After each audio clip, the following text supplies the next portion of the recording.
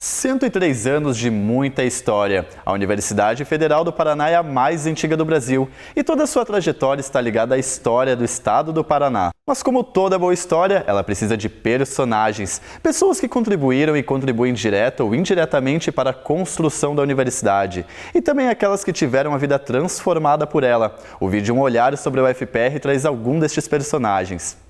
A lista dos aprovados na primeira fase do vestibular de verão 2015-16 da Universidade Federal do Paraná será divulgada hoje, a partir das 14 horas, apenas pela internet. A nova versão do aplicativo Mais UFPR Oficial já está disponível para os candidatos que querem receber o resultado da prova em primeira mão, com notas de corte e desempenho individual. Ele pode ser baixado exclusivamente via Google Play. Para os classificados, a prova da segunda etapa será realizada nos dias 6 e 7 de dezembro.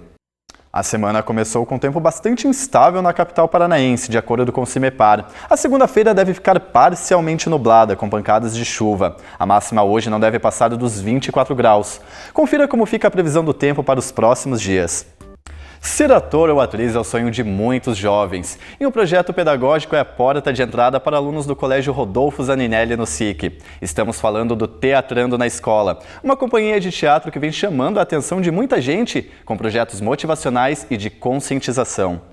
A nova versão do aplicativo da UFPR para divulgação dos resultados do vestibular de 2015-16 já está disponível. O Mais UFPR Oficial é gratuito e vai disponibilizar em tempo real a lista de aprovados das duas fases do vestibular. Os candidatos também vão poder compartilhar as aprovações nas redes sociais e consultar outras informações, como a relação candidato-vaga dos cursos. O resultado da primeira fase do vestibular, com notas de corte e desempenho individual, devem ser divulgados no dia 23 de novembro. O Sistema Integrado de Monitoramento do Ministério das Comunicações, em funcionamento desde o ano passado, foi desenvolvido pelo Centro de Computação Científica e Software Livre da UFPR. Recentemente, o sistema ganhou o concurso de Boas Práticas da Controladoria Geral da União, a CGU. Para falar mais sobre este projeto e seus resultados, recebemos aqui o professor Marcos Sunier, um dos responsáveis pela iniciativa. Professor, seja bem-vindo. Professor, eu gostaria que você comentasse um pouquinho para a gente sobre o funcionamento desse programa e de onde surgiu, a ideia.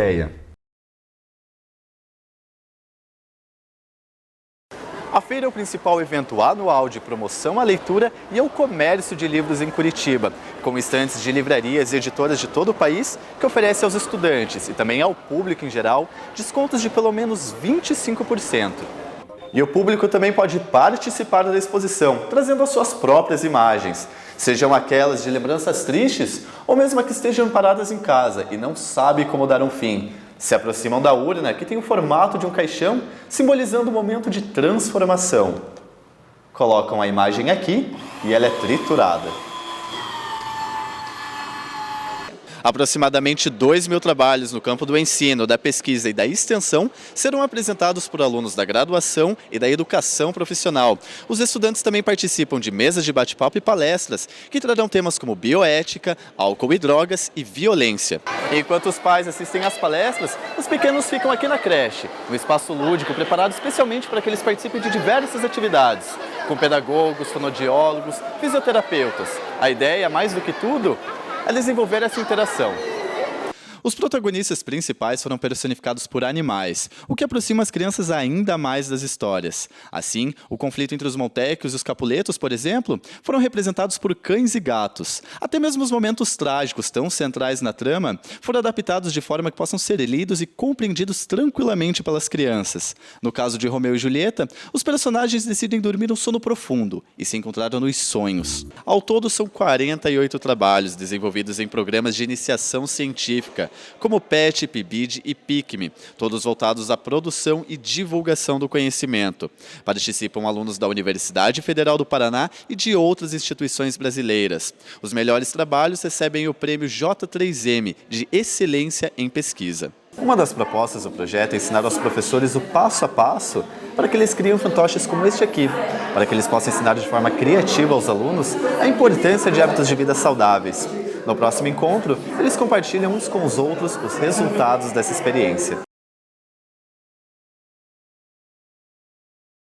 Há poucos dias do Enem, cerca de 2 milhões de candidatos ainda não acessaram o cartão de confirmação de participação no exame. Para essa edição, que ocorre entre os dias 24 e 25 de outubro, os cartões estão disponíveis apenas pela internet, ao contrário das edições anteriores que eram enviados pelo correio. Neles estão os dados do participante, além de data, hora e local de realização das provas. Além de confirmação, é importante que o participante imprima o documento e coloque-o junto à identidade e a uma caneta preta transparente, para que tenha em mãos o local da prova. Eugênio Calisto para o FPR Notícias.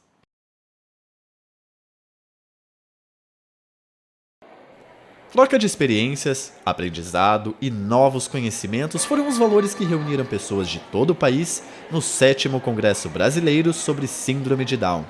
O evento buscou incentivar a inclusão e diminuir um preconceito ainda existente. De forma geral, eu penso que é muito difícil você reunir médicos, profissionais da saúde de uma forma geral, junto com pais. Então, acho que o diferencial está em tentar fazer com que todo mundo se veja como união de forças. Então, eu sou do setor de educação e acho que o elo principal para a organização desse congresso foi a Associação Reviver Down fazer uma parceria com a universidade. A programação contou com palestras, oficinas, simpósios, workshops e mesas redondas, debatendo temas como igualdade, dignidade e solidariedade, para que familiares e profissionais exercitem a prática inclusiva como forma de conquistar a desejada cidadania para pessoas com síndrome de Down. E já que eles são os protagonistas dessa história, quem melhor do que eles mesmos para falar sobre o assunto? O professor de Educação Física João Vitor Mancini participa pela 2ª vez do evento, agora como palestrante. Essa palestra eu vou falar sobre mim, minha vida, para tocar as pessoas que precisam de um afeto, de um carinho, de amor, de persistência.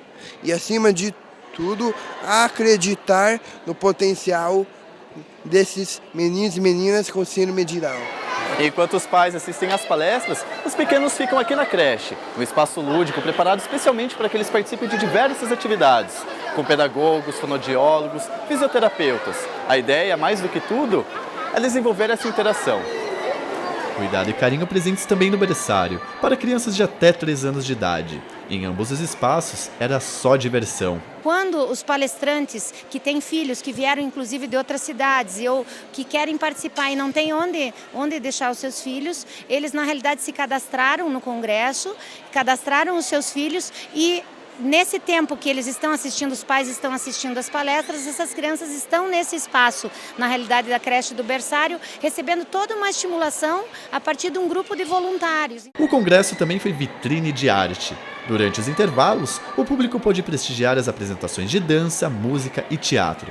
O palco foi todo deles. Eu danço com meus amigos e que eu já fiz a peça de teatro com eles também. É sobre o tema do congresso, da síndrome de Down. E fala o cromossomo, que é um cromossomo a mais ao cromossomo 21. É bom, eu não tenho vergonha ficar exposta à frente da plateia. Foi de emoção. Vendo todos assim, as plateias, foi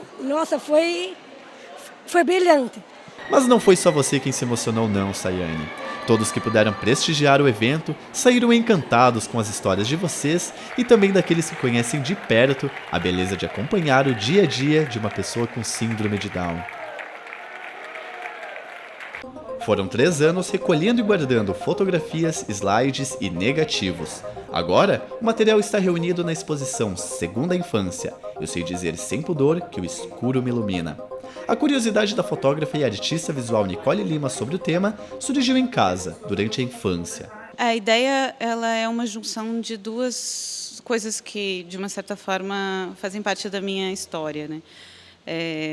Eu tive um primeiro contato com essa destruição de imagens quando os meus pais se separaram. Eu era bem pequeno, tinha 8 anos, e a minha mãe recortou o meu pai de todas as fotografias. Assim, eu lembro disso ser muito violento, assim, para uma criança. Eu fiquei pensando, meu Deus, que isso me marcou, assim. Então essa foi uma parte. A segunda parte, o meu avô também é uma questão pessoal, assim, ele ficou cego, adulto, e ele era uma pessoa que fotografava muito e que tinha câmera Super 8, fazia muitos filmes e tal, e eu herdei a câmera dele, inclusive eu acho que me tornei fotógrafa por isso, assim. Então isso sempre ficou, eu olhando aquelas fotos eu ficava pensando do que ele lembra. E aí uma hora eu achei, há uns 4 anos atrás, uma foto rasgada na rua, que inclusive está ali junto com as outras. E eu pensei, nossa, isso tudo voltou, veio junto, assim.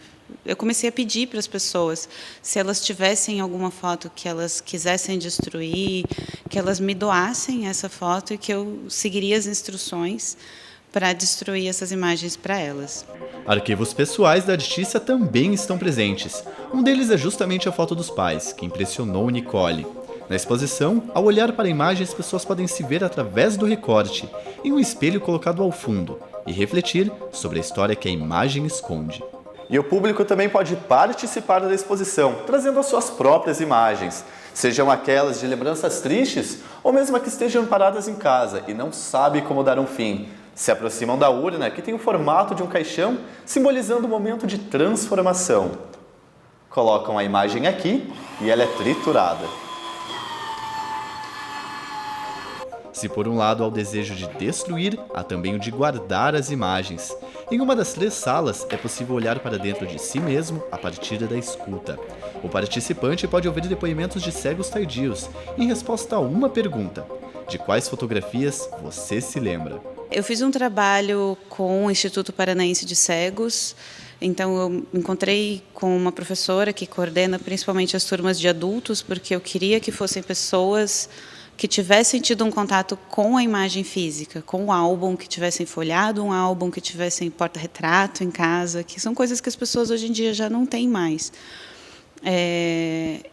E aí até uma teoria que eu tinha antes é que essas respostas que eles iam me dar seriam muito parecidas.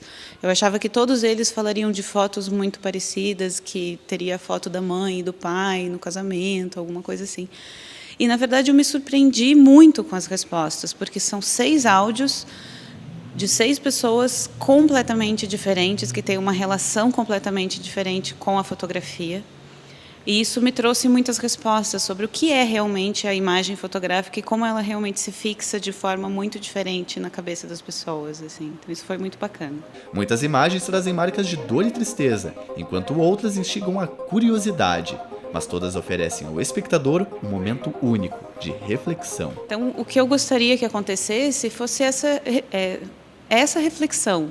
Que as pessoas saiam daqui repensando os seus arquivos, pensando naquilo que faz parte ou que fez parte da história delas e o que elas querem guardar e o que elas não querem mais.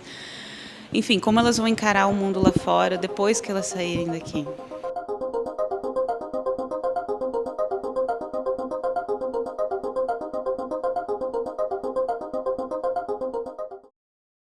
Um livro que aprofunda o conhecimento sobre o tema e busca, acima de tudo, quebrar paradigmas. O Corpo da Roupa, escrito pela psicanalista e mestre em sociologia pela Universidade Federal do Paraná, Letícia Lanz, é a primeira obra brasileira sobre estudos transgêneros.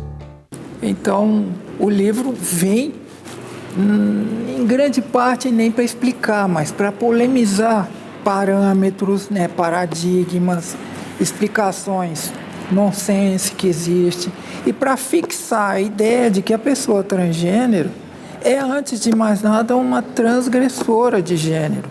É só por isso que existe o armário, é só por isso que existe a zombaria, é só por isso que existe o processo jurídico de você ter que alterar a coisa, né?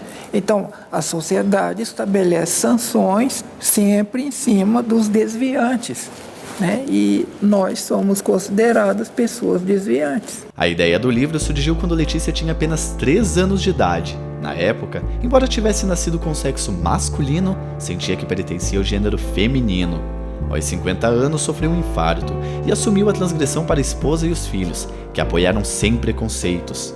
A partir daí, Letícia decidiu contribuir para a compreensão das identidades gênero-divergentes. Ali eu disse, eu tenho que fazer alguma coisa, porque é muito confuso esse universo. O livro é o resultado de 8 anos de pesquisas e especialização em áreas que enriqueceram o conhecimento sobre o assunto, além de uma vida inteira de experiências e descobertas.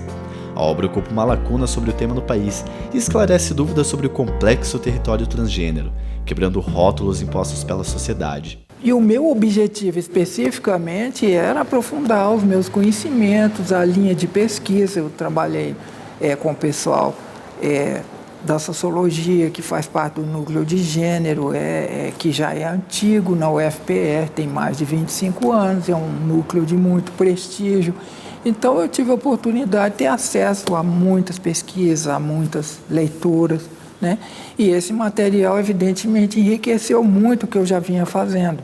A autora explica que sexo e gênero são completamente diferentes e que o primeiro não deve definir a trajetória de vida de uma pessoa. Se você colocar aqui, você pode imaginar que roupa que eles estão usando. E aí eu digo o corpo da roupa, porque não é a roupa do corpo. É preciso ter um corpo para se enquadrar a roupa da sociedade. Agora, Letícia espera que o livro seja assunto de debates e discussões e reúna pessoas com diferentes opiniões sobre o assunto, pois acredita que assim será possível combater o preconceito e compreender melhor o público transgênero. Eu não vim para explicar, né? Eu vim para confundir. Confundir o quê? Conceitos mal colocados, né? Formas inadequadas de se lidar com a situação, até de se posicionar as pessoas politicamente frente ao fato, né? Então, essa possibilidade de trazer um estudo na área sociológica com o caráter popular, né?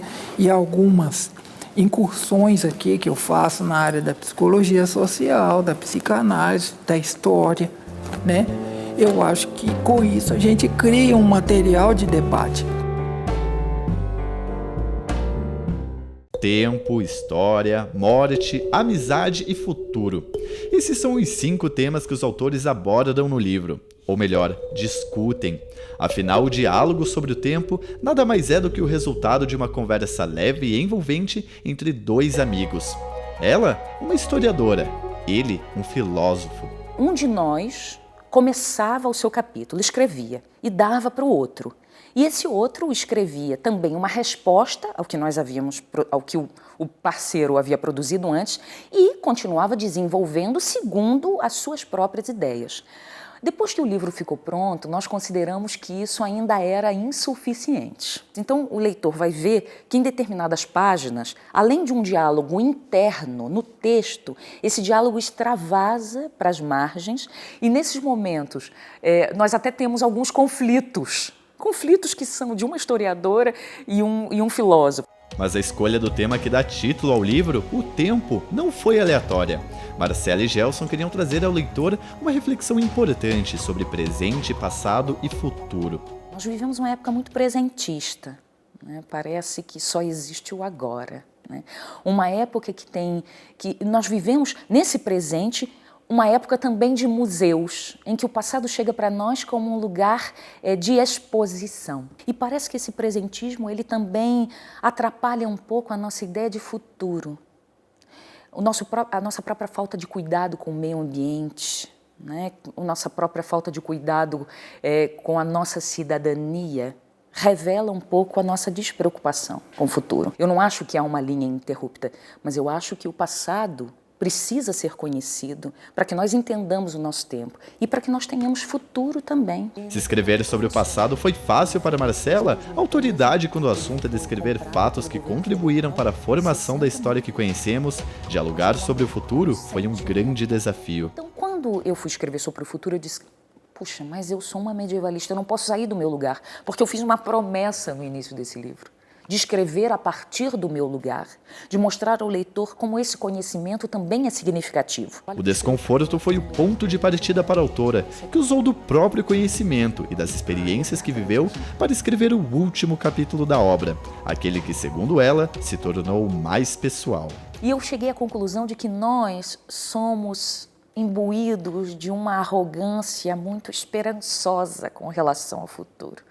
Como assim? Nós temos agenda. Eu tenho agenda já para o ano que vem, mas nada me garante que eu terei um ano que vem.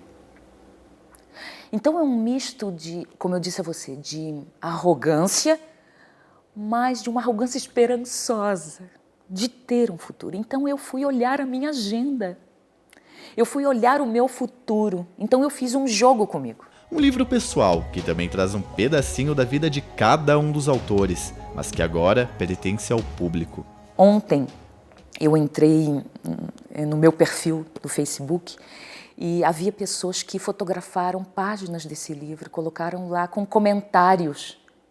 Elas se apropriaram dessas páginas. O sentido é delas agora e isso é muito maravilhoso e muito... dá um frio na barriga, confesso.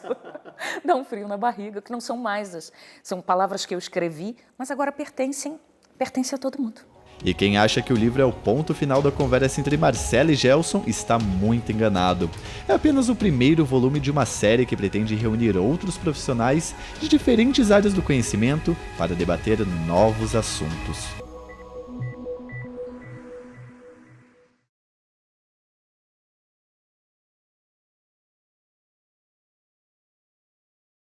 As gerações mais antigas se lembram de Sherlock Holmes, o detetive criado pelo escritor Arthur Conan Doyle. O personagem lançava mão de métodos científicos de pesquisa policial para desvendar crimes, como o uso da química. Fora dos livros, os Sherlock Holmes da vida real também usam essas técnicas, hoje muito aperfeiçoadas. Foi com o intuito de tornar públicos os conhecimentos científico e tecnológico da criminalística que o Departamento de Geologia da Universidade Federal do Paraná organizou o primeiro colóquio brasileiro sobre pesquisas em ciências forenses. 13 palestrantes e convidados de 6 instituições compartilham as pesquisas e técnicas desenvolvidas no país, tanto em âmbito acadêmico quanto nas unidades de polícia criminal. É uma oportunidade especial, né? Poder obter a interação de duas instituições tão importantes para o Estado do Paraná quanto a nossa Polícia Federal e a Universidade. E eu vejo aqui na plateia pesquisadores de diferentes ciências da nossa universidade, tanto, como disse, das ciências da saúde, vários profissionais, vários pesquisadores da odontologia, né? Amigos e colegas do meu setor de ciências da saúde, também da área de geologia, e a aplicação de elementos que foram originalmente desenvolvidos para trabalhar com rochas, acabam sendo usados para desenvolver outros aspectos da ciência com um benefício inter e multidisciplinar. O delegado José Washington ressalta que a parceria feita com a universidade promove o intercâmbio de conhecimento entre a comunidade acadêmica e as unidades brasileiras oficiais de perícia criminal e contribui para a capacitação dos profissionais. Funciona como uma via de mão dupla, né? Ou seja, eles trazem conhecimentos e nós também fornecemos conhecimentos para essa comunidade acadêmica, né? Devido ao nosso dia a dia, às nossas atividades de polícia, atividade de perícia. Tudo isso faz com que haja uma troca de experiência entre ambos os lados. Conhecimentos da geologia, engenharia química, odontologia, agronomia, biologia, direito, entre outras, podem ser usados pelas ciências forenses. Para os estudantes dessas áreas, o evento foi uma oportunidade de aprender sobre o trabalho da perícia criminal brasileira. Vai contribuir bastante, porque a gente tem mais lá biologia, química, para essa parte de geologia não tinha verificado nada ainda na área mesmo.